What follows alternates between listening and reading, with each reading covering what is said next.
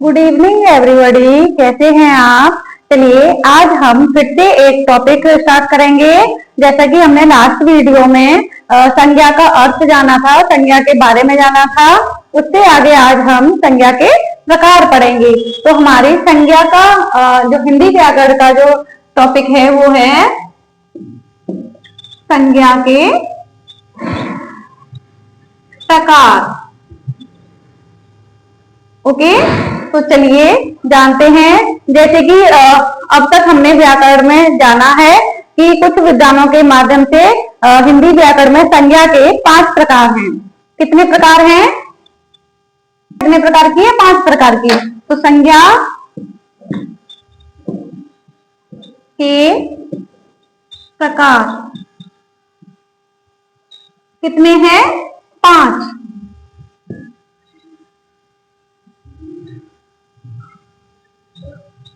Okay, आप सभी को समझ में आया? तो नंबर 1 है, पहला हम लिख ले रहे हैं, जातिवाचक संज्ञा। फिर है उसके बाद व्यक्तिवाचक संज्ञा। उसके बाद है समूहवाचक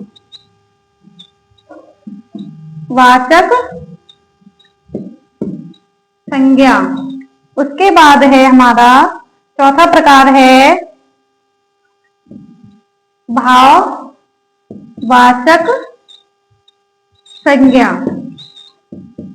उसके बाद है हमारा लास्ट द्रव्यवाचक संज्ञा।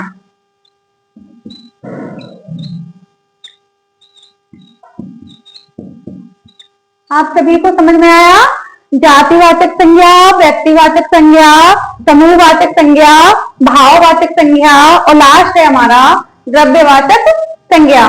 तो आप सभी को पता चला होगा कि संज्ञा के कितने प्रकार हैं। 5 प्रकार हैं। फिर से हम रिपीट करेंगे। व्यक्तिवाचक संज्ञा, जातिवाचक संज्ञा, समूहवाचक संज्ञा, भाववाचक संज्ञा और लास्ट है द्रव्यवाचक संज्ञा। उम्मीद होगी आप लोगों को समझ में आया होगा। इससे आगे हम फिर से इनको डिटेल से पढ़ेंगे। तो स्टार्ट करेंगे। तो चलिए आज हम 2 प्रकार की संज्ञाओं के बारे में जानेंगे। तो स्टार्ट करते हैं। सबसे पहले नंबर 1 है व्यक्तिवाचक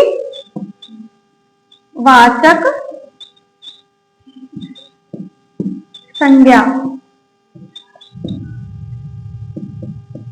व्यक्तिवाचक संज्ञा तो हमारा है व्यक्तिवाचक संज्ञा। इसका अर्थ ये होगा, व्यक्तिवाचक संज्ञा में वो नाम आएंगे जिससे किसी एक व्यक्ति या वस्तु के बारे में जानकारी मिल सकती है हमें। तो जैसे कि हम किसी एक व्यक्ति का नाम लिखते हैं, जैसे कि सोहन, हिमालय और गंगा, ये हो गए हमारे उदाहरण। इससे हमें पता चलता है जैसे कि सोहन किसी एक लड़के का नाम है, जैसे कि हिमालय पर्वत का नाम है और गंगा एक नदी का नाम है। आपने देखा है गंगा बहुत सारी गंगा नहीं है, हिमालय बहुत सारे नहीं है, है ना। सोहन भी कई नाम, एक ही नाम के बहुत सारे लड़के होते हैं, लेकिन होते अलग अलग है। किसी एक व्यक्ति के नाम की जानकारी होती है। तो यहाँ पे हमें पता चलता है कि सोहन, हिमालय या गंगा, आगरा और भी हैं, जैसे आगरा, ताजमहल।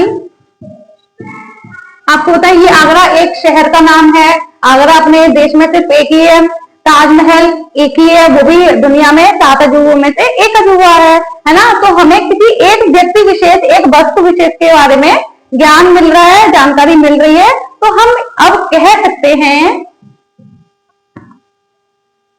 अर्थ में ऐसे नाम जिनसे किसी एक व्यक्ति या वस्तु का बोध होता है,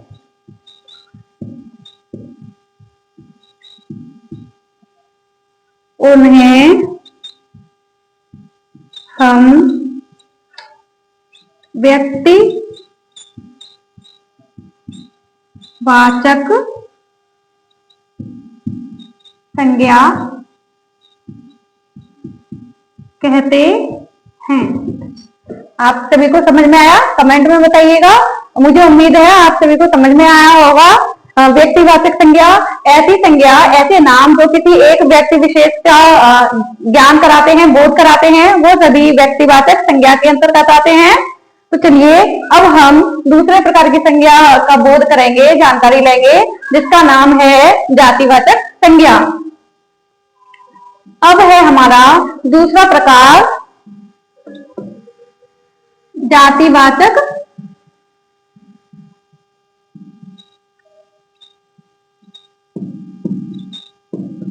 संज्ञा। इसका हम उदाहरण ले लेते हैं, जैसे कि पर्वत, नदियां, शहर, देश, है ना। लिखते हैं हम उदाहरण में, जैसे कि पर्वत, जैसे नदियां, जैसे शहर, देश आदि। आप लोगों को समझ में आया होगा, आप लोगों को पता होगा। इन नामों को देख के, पर्वत बहुत सारे हैं दुनिया में, अपने यहाँ भी बहुत सारे हैं। अरावली पर्वत है, हिमालय पर्वत नेपाल में है ही, कंचनजंगा चोटी है। ये सारे के सारे हमारे किसमें आएंगे? पर्वत में। हमारी नदियां कितनी सारी है, हमारी राष्ट्रीय नदी गंगा है, यमुना है, सरस्वती है, ब्रह्मपुत्र है, कावेरी है। ये सारी की सारी जो नदियां हैं वो एक नदी है, नदी के प्रकार है।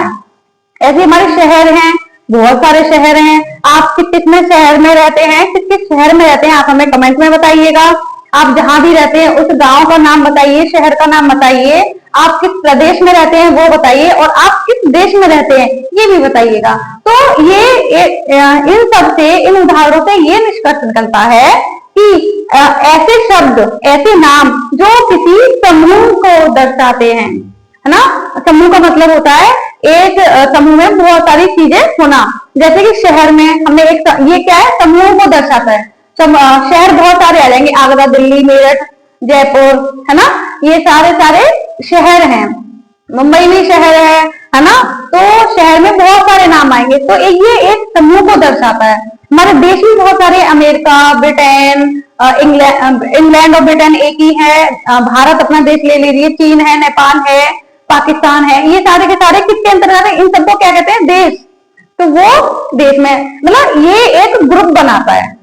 आपको समझ में आया? तो हम अगर इसका अर्थ डिसाइड करेंगे, अर्थ लिखेंगे, तो होगा ऐसी संज्ञा या नाम जो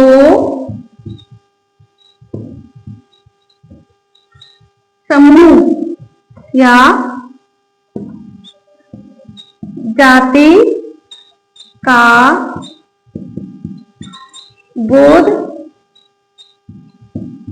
कराते हैं, उन्हें जाति वाचक संज्ञा कहते हैं। आप सभी को समझ में आया? ऐसे शब्द, ऐसे नाम जो किसी समूह को दर्शाते हैं, जाति को दर्शाते हैं, उन्हें क्या कहते हैं? जातिवाचक संज्ञा। तो आप लोगों को हमारी वीडियो कैसी लगी कमेंट में जरूर बताइएगा। अगर आपको कहीं भी समझ में नहीं आया हो तो आप हमें कमेंट करके जरूर बताइए कि हमें आपको क्या समझ में नहीं आया, हम वो फिर से दोबारा बताने की कोशिश करेंगे।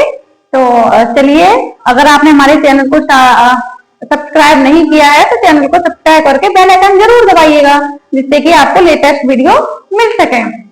तो थैंक यू, आपका बहुत बहुत धन्यवाद। हमारे चैनल को सब्सक्राइब कर लीजिएगा।